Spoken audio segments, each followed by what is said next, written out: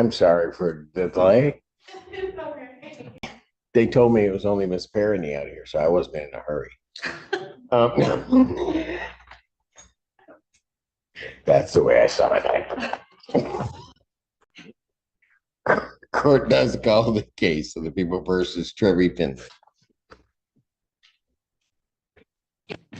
Oh. Good afternoon, Assistant Public Defender Lauren So Perry. all that time you didn't explain to her what she needed? Well, we were chit-chatting about life, really. Miss Finley was telling me some things about life. About life? I've learned today. Oh. Yeah. You have? Yeah. Oh, sorry. Really? We've had a good conversation. And it was helpful for you? Yeah. Thank you, Miss Finley. I don't think she's gonna hold on to it, but okay. All All right, so I'll do my best. all right, go ahead. Your Honor, we're here for an expungement. We do believe that Ms. Finley is statutorily eligible. We did receive the Attorney General letter reporting the same. Like I said, I've had a couple conversations with Ms. Finley over the last couple of days. This case arose out of a spanking, essentially, with her children. At that time, she was a single parent. Her children did go through the CPS process, and she took lots of parenting classes, and through our conversations explained that she learned alternative ways to parent and took that into the rest of her parenting journey. And she's mentioned to me multiple times that she really did learn from this experience. Since then, she has bettered herself. She worked doing community service. She then went to back to school to get her CDL. And so since then, she's been working for Penske. She explained to me that at Penske, she's the birthday gal. She celebrates everyone's birthdays and makes sure everyone feels celebrated and special. And I think that kind of represents Miss Finley in a way. Through our conversations, I mean, she's talked about how important kindness is to her, and I think she really does exemplify that in her everyday life.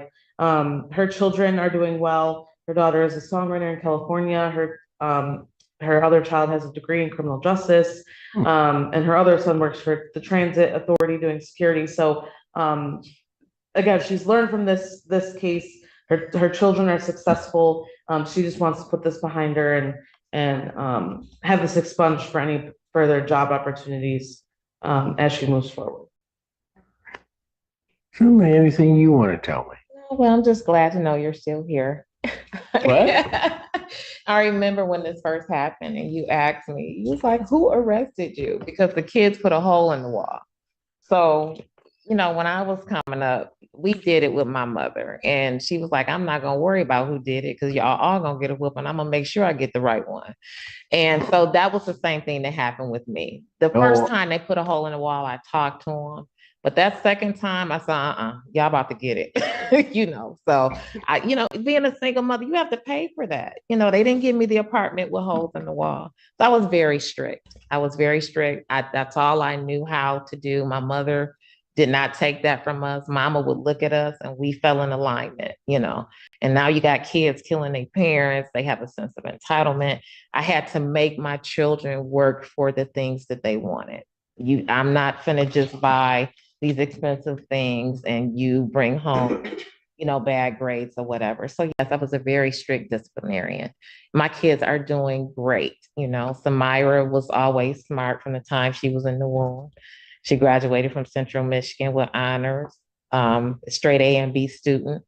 My middle one tried to be Mr. Thuck Thizzle and, because he had ways like his dad, but we had to get him in alignment.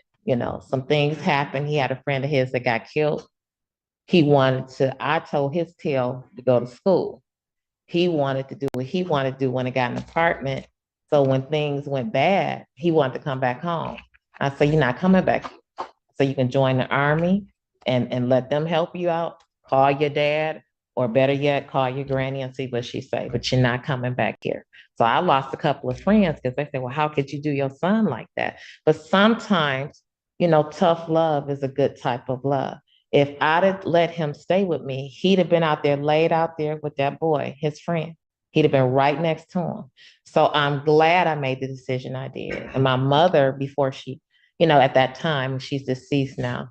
I lost her in 2023, but she said, honey, never give up on your children, because I was at my wit's end, and then the baby, he's always been good.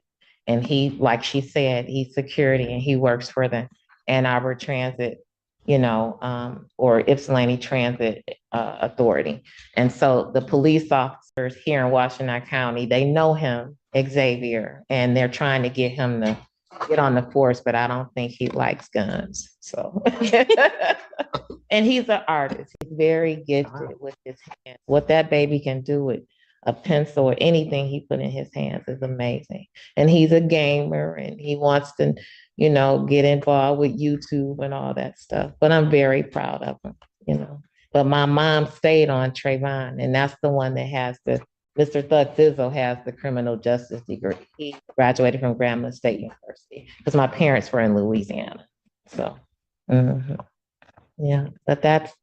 So all of those accomplishments that you talk about with your children really are your accomplishments too, right? I think I did some things right. I did. So I mean, as parents, we do make mistakes, but I think I did some things right. So, Yeah, it would be great if all of a sudden when they're there's a book, but there isn't, right? It's not. You just do what you. And Lord knows, I would be the first to read it. I would. If it was a book on how to be the perfect parent. Well, sounding of where your kids are, you might have to write it. I don't know about reading it. Yeah, I haven't had to go to jail for any of them, so I'm very happy. I am. So right now, I just want them fires to start because my baby is in California, so they're on standby. Yeah. Gotcha. So God can just, bless those people out there. I feel so bad because it's not just her. I just feel bad for everybody. They're going through a lot, and we are extremely blessed here in Michigan because we don't get a lot of that stuff going. So. It's true. I don't know if I should grant this.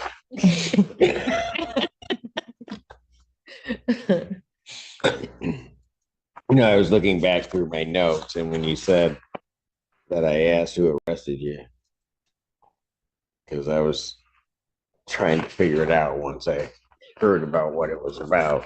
Because you talked about your mom. Where's your mom? Where was she from? Louisiana. Yeah. Okay. So she was a Southern girl. Oh yeah. Yeah. Mama would mess you up right in front of the president. She did not. You know how some parents will say, I'm gonna wait till we get home. Merle did not wait. She got it right then and got it right there. So she didn't play that. And it's a different age, and you have to figure out. She would tell you ain't gonna not. She would say anything that I had ain't gonna grow up whooping my tail, and she meant just that, And hey, we did all right,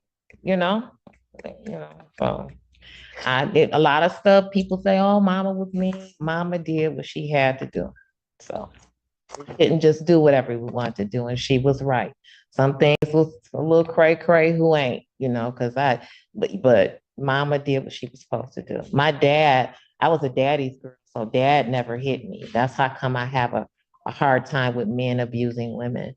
But my mom didn't play that. You got it. So she did all the chastising. Now that he would get the boys, but he never hit me. Never hit.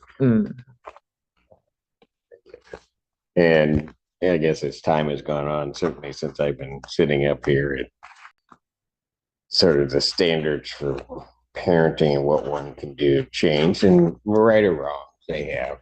And like you said, or Miss Parody said on your behalf, you learn different ways to parent and to do that. So I get all of that. But Mama, you done well.